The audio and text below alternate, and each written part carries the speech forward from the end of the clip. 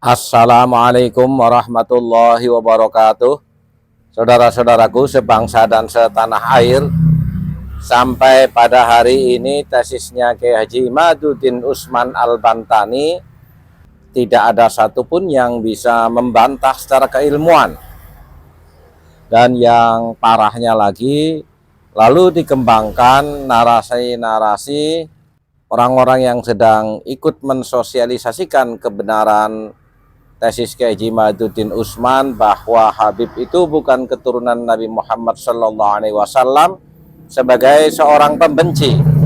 Bahkan ada framing seolah memecah belah, dan lebih spesifik lagi ada banyak channel yang seolah membenturkan masyarakat ini membenci kepada Habib Lutfi bin Yahya.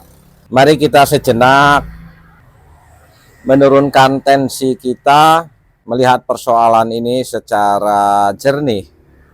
Ketika Habib Lutfi meluncurkan buku dan di situ tertuliskan ada nasab Mbah Malik bin Ilyas bin Yahya, para murid-muridnya bertanya kepada kami bilang itu bukan bin Yahya, tapi bin Ali Dipowongso, bin Dipo Anom, bin Diponegoro, bin HB ketiga, dan seterusnya. Silahkan para muhibin menjawabnya siapa yang bohong.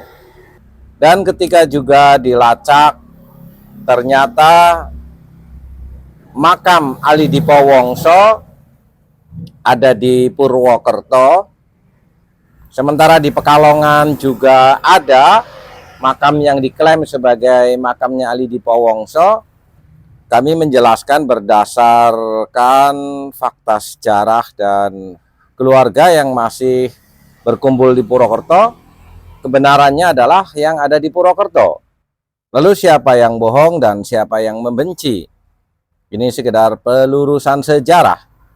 Ketika Habib Lutfi bin Yahya cerita tentang Habib Toha yang menjadi mantu Hamengkubuwono ke-1, kita menelusuri sejarah pula bahwa tidak ada catatan atau tidak ada sebuah sejarah yang menceritakan Habib ke-1 punya mantu Habib Toha. Dan nggak logik kalau seorang raja dalam acara pernikahannya itu tidak didokumentasikan ataupun diceritakan di kalangan masyarakat tentang keberadaan acara tersebut. Maka silahkan para muhibbinnya menjawab yang berbohong itu Keraton Mataram atau Habib Lutfi. Sama halnya ketika Eyang Girilaya diklaimnya sebagai bin Yahya, maka baik Kanoman maupun Kesepuhan Keraton Cirebon memberikan press release bahwa yang Girilaya itu bukanlah dari Ba'alawi. Silahkan para muhibbinnya siapa yang berbohong dan siapa yang membenci. Kita sudah jauh diajari oleh nenek moyang untuk tidak membenci siapapun, apalagi hanya terkait persoalan pembahasan keilmuan, pelacakan pelurusan leluhur Nusantara.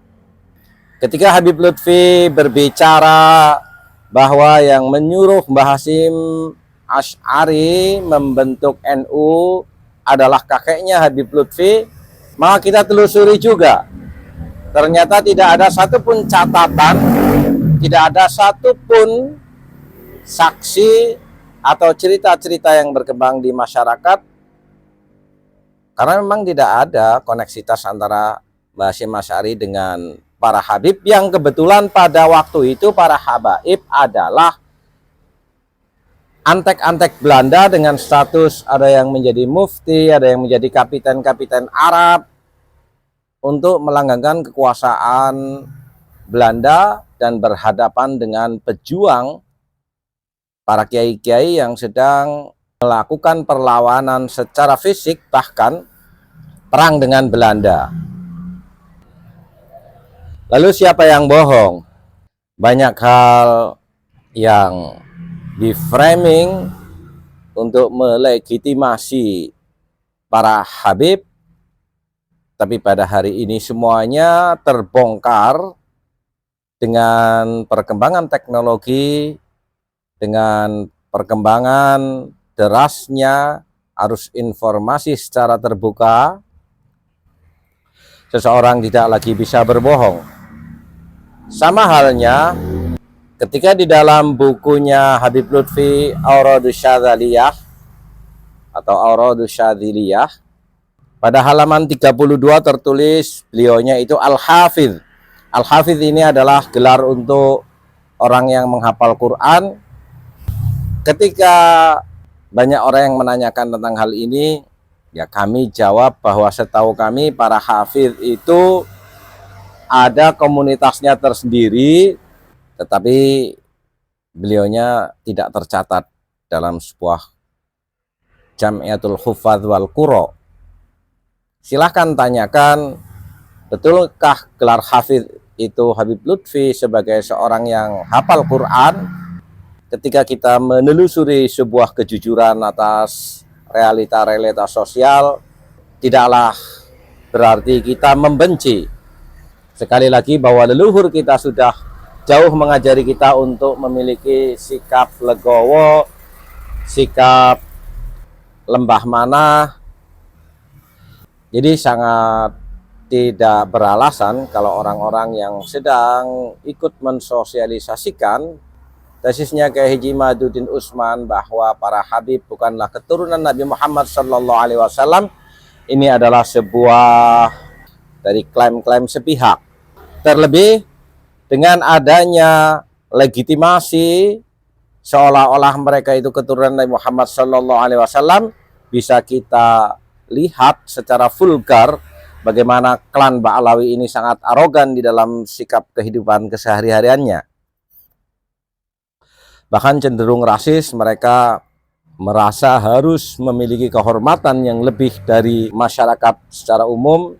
Ini sebuah tata kehidupan sosial yang kurang baik, bahwa rasisme juga akan mengganggu terhadap kehidupan kita di dalam naungan Negara Kesatuan Republik Indonesia, di mana kita sudah bersepakat dengan Bhinneka Tunggal Ika. Bersiaplah. Walafu minkum. Wassalamualaikum warahmatullahi wabarakatuh.